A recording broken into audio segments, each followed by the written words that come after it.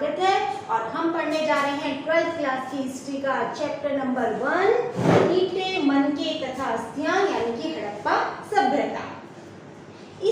इसका जो मैंने फर्स्ट पार्ट बनाया था बेटा, उसमें मैंने आपको बताया था कि हड़प्पा सभ्यता भारत की सबसे प्राचीन सभ्यता है। जब तक इसकी खोज नहीं हुई थी तब तक यही माना जाता था कि वैदिक सभ्यता हमारी सबसे प्राचीन सभ्यता है, लेकिन हड़प्पा सभ्यता की खोज के बाद अब ये बात जाहिर हो गई है कि हमारी सबसे प्राचीन सभ्यता हड़प्पा सभ्यता विश्व की पुरानी सभ्यताओं में से एक थी।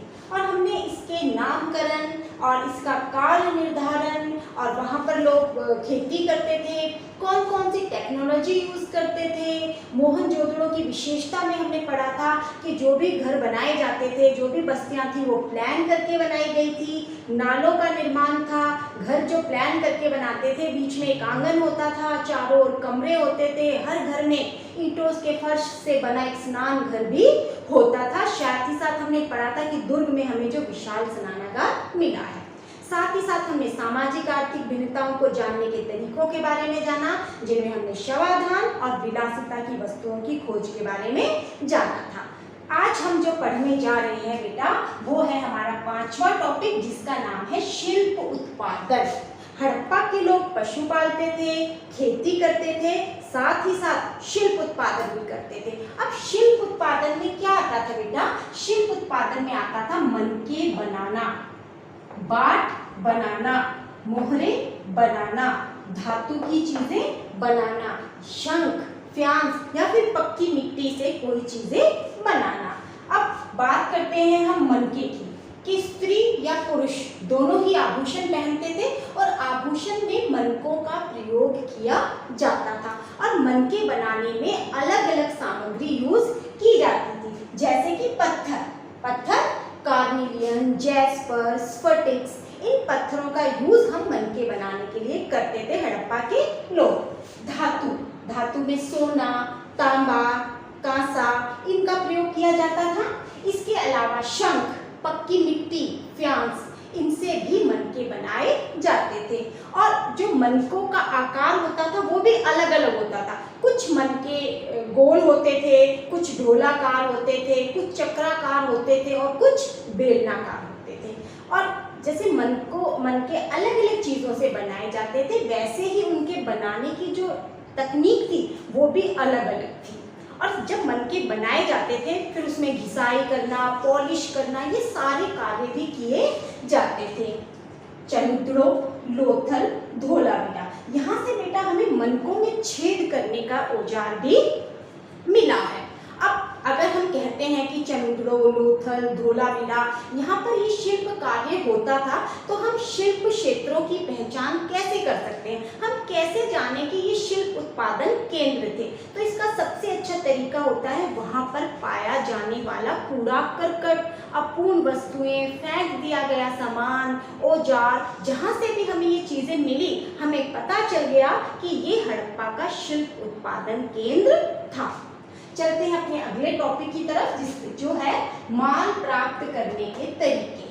हड़प्पा वासी कच्चा माल प्राप्त करने के लिए कुछ तरीके अपनाते थे। उनमें से सबसे पहला था बस्तियां स्थापित करना।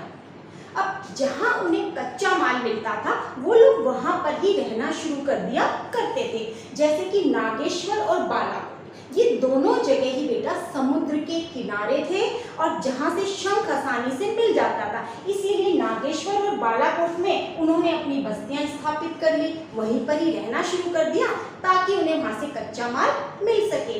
इसी तरह से अफगानिस्तान के शोतुघई में भी, वहाँ से हमें नीले रंग का पत्थर प्राप्त होता था, तो लोगों ने वहाँ पर बस्तियां बसा ली, वहाँ पर रहना शुरू कर दिया।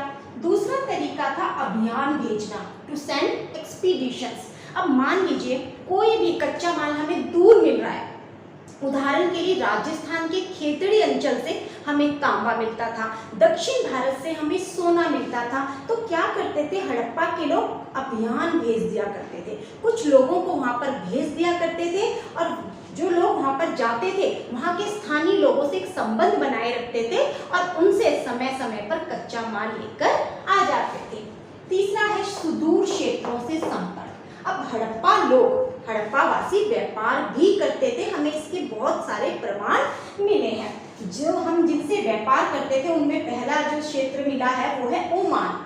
ओमान से तांबा लाते थे, लेकिन हमें कैसे पता चला? क्योंकि जो ओमान से तांबा मिला है और यहाँ से जो तांबा मिला, दोनों में निकल के अंश थे।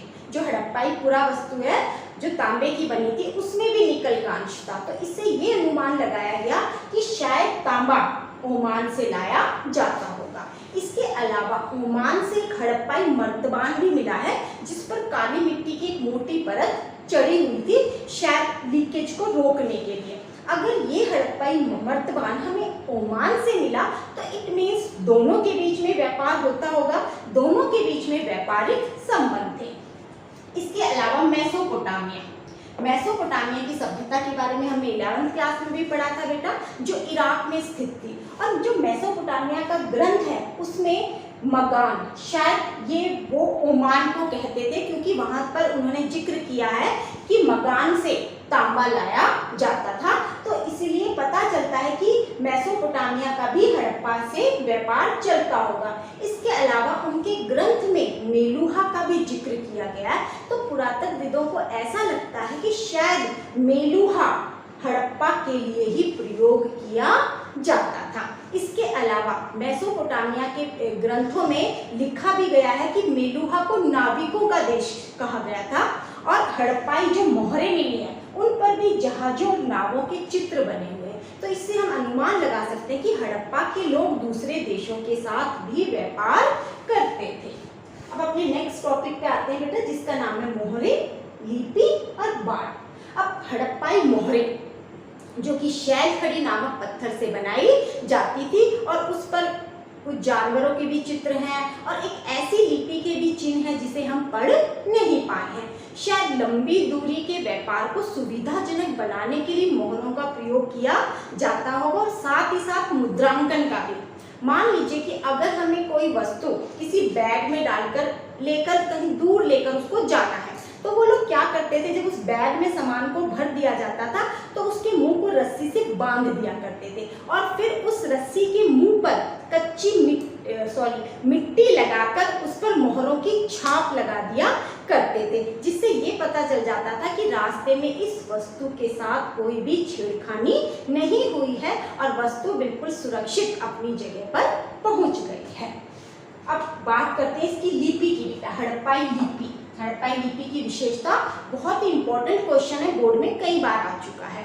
अब हड़प्पाई लिपि जो हमें मिली है तो सबसे बड़ी बात है कि एक रहस्यमय लिपि कहा गया है। इसको रहस्यमय इसलिए कहा गया है क्योंकि पढ़े लिखे लोग उसे पढ़ पाने में समर्थ नहीं है। यह लिपि आज भी पढ़ी नहीं जा सकी है, इसलिए ये हमारे लिए एक रहस्य बनी हुई है।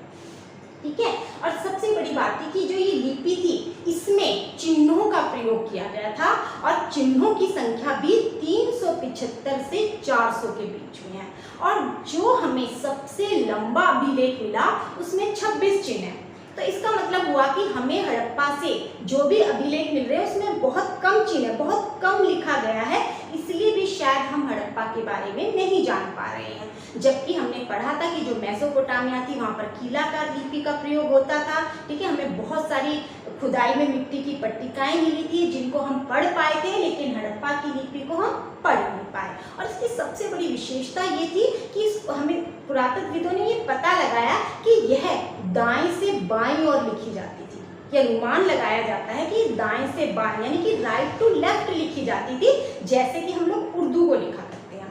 अब कैसे पता चला कि ये राइट टू लेफ्ट लिखते थे? इसको अगर यहाँ से हम यहाँ लिख रहे हैं, ठीक है, तो उन्होंने देखा कि यहाँ तो चिन्हों के बीच में चौड़ा अंतराल है यानी कि गैप है, लेकिन धीरे धीरे बाईं तरफ आते हुए वो संकुचित हो गया, नैरो हो गया। तो ऐसा माना जाता है कि शायद जगह कम पड़ गई होगी, इसीलिए उसको थोड़ा सा चिन्हों को संकुचित कर दिया गया। ठीक है बेटा, उसके बाद है बाट। बाट जो बनाए जाते थे बेटा वेट्स, ठीक है, हमें तराजू मिले हैं और तराजू में जो यूज होते थे ये बाट भी हमें मिले हैं। बाट जो कि चर्ट नामक पत्थर से बनाए जाते थे और किसी भी निशान से रहित ये घनाकार होते थे। और इनका ऊपरी मानदंड वो दशमलव प्रणाली के अनुसार था और निचला मानदंड द्विआधारी प्रणाली का अनुसरण करता था। धातु से बने तराजू के हमें पलड़े भी मिले हैं और कुछ छोटे बाट मिले हैं। संभवतः इनका प्रयोग मनकों या फिर धातुओं को तोलने के लिए किया जाता होगा। अब बात करते हैं हम बेटा, अपना जो 8वां टॉपिक है उसमें वो है प्राचीन सत्ता यानी कि एंशिएंट अथॉरिटी। अब इतने बड़े क्षेत्र तक जो हड़प्पा फैली हुई थी, हड़प्पा सभ्यता जो इतने बड़े क्षेत्रों तक फैली हुई थी, तो हमारे सामने एक प्रश्न उठता है कि क्या वहां पर कोई ऐसी सत्ता थी, कोई ऐसी अथॉरिटी थी जो कि कोई डिसीजन लेती होती होगी और फिर उसको फॉलो किया जाता होगा। तो ऐसे जटिल निर्णय लेने के लिए माना जाता है कि कोई ना कोई सत्ता तो जरूर होगी, ठीक है। और इसके अलावा वहां से हमें एक मूर्ति भी मिली है जिसके आभूषण और पहनावे को देखकर हमें ऐसा लगता है कि वो जरूर कोई राजा ही होगा और हमने उसको नाम दिया है उसको पुरोहित राजा। अब बात आती कि हमने उसको पुरोहित राजा क्यों कहा, क्योंकि मेसोपोटामिया में भी इस तरह के पुरोहित राजा हुआ करते थे। और हड़प्पाई समाज में कोई शासक था या नहीं था, इसके बारे में बेटा 3 अलग अलग विचार है। कुछ पुरातत्वविद कहते हैं कि हड़प्पाई समाज में कोई भी राजा नहीं था, सभी की स्थिति समान थी। लेकिन कुछ पुरातत्वविद कहते हैं कि हड़प्पा के अलग अलग राजा थे, जैसे मोहनजोदड़ो का अलग राजा था, कालीबंगन का अलग था, बनावली का अलग था, लोथल का अलग था। लेकिन कुछ पुरातत्वविद कहते हैं कि वहां पर एक ही राजा था।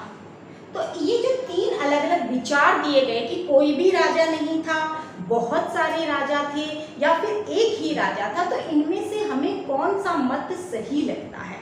तो हमारे अनुसार बेटा वहां पर एक ही राजा होगा। क्यों, कैसे हम लगा सकते हैं अनुमान?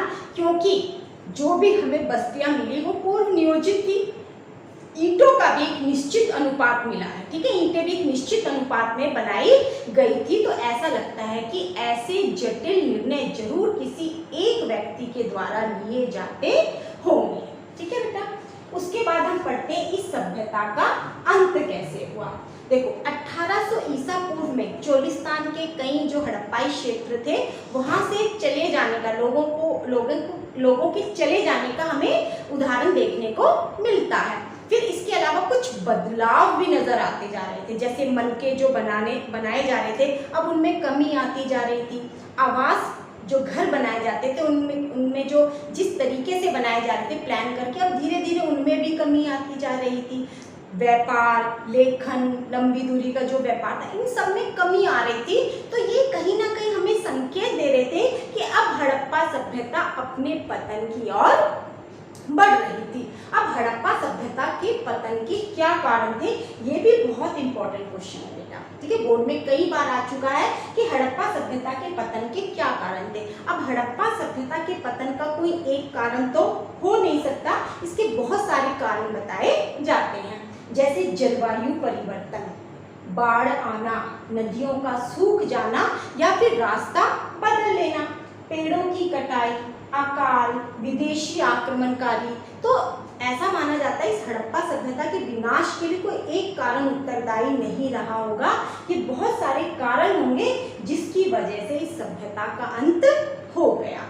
अब हमने हड़प्पा सभ्यता के सामाजिक आर्थिक जीवन के बारे में जाना, उनके शिल्प उत्पादन के बारे में जाना, राजा के बारे में जाना। अब वहाँ एक चीज थी, हड़प्पा सभ्यता के धार्मिक विश्वासों को जानने में बेटा बहुत दिक्कतें आई पुरातत्वविदों को। जैसे कि मेसोपोटामिया में जो कि इसकी ही समकालीन थी, वहाँ पर हमें मंदिर मिले थे।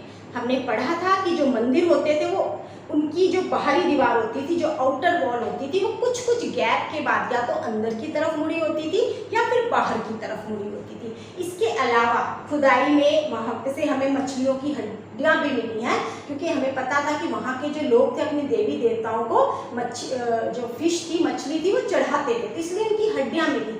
हम वहाँ के जो मेसोपोटामिया है वहाँ के धार्मिक विश्वासों को जान पाए, लेकिन हड़प्पा के धार्मिक विश्वासों को हमें जानने में बहुत दिक्कतें आ रही हैं, क्योंकि हमें वहाँ पर कोई मंदिर नहीं मिला। हाँ, खुदाई में एक मूर्ति मिली है जो देखने में ऐसे लगता है कि कोई सामान्य औरत नहीं है, ठीक है। उसने जो आभूषण पहन रखे हैं, उसके सर पे जिस तरह से क्राउन है, तो उसे लगता है कि वो जरूर कोई देवी होगी, और पुरातत्वविदों ने उसे मातृ देवी, ठीक है, मदर गॉडेस का नाम दिया है। इसके अलावा विशाल स्नानागार, तो उसका प्रयोग भी जरूर किसी अनुष्ठानिक स्नान के लिए किया जाता होगा। इसके अलावा हमें लोथल वगैरह से भी वेदियां मिली हैं, तो कहीं ना कहीं उनके जो हड़प्पा के धार्मिक विश्वासों की ओर इशारा करती है। इसके अलावा मोहरों पर प्रकृति यानी कि पेड़ पौधे खुदे हुए हैं, जिससे पता लगा सकते हैं, ऐसा लगता है कि शायद वो प्रकृति की भी पूजा करते थे। इसके अलावा हमें हड़प्पाई जो मोहर मिली है, उस पे पालती मारकर एक पुरुष को दिखाया गया है, जो कि जंगली जानवरों से घिरा हुआ है, जिसे हमने आर्ध शिव यानी प्रोटो शिवा का नाम दिया है। तो ये कुछ ऐसी चीजें थी जिनसे हमने हड़प्पा सभ्यता के धार्मिक विश्वासों को जाना। तो बेटा उम्मीद करती हूँ कि आपने इस पाठ को बहुत अच्छी तरह से समझ लिया होगा।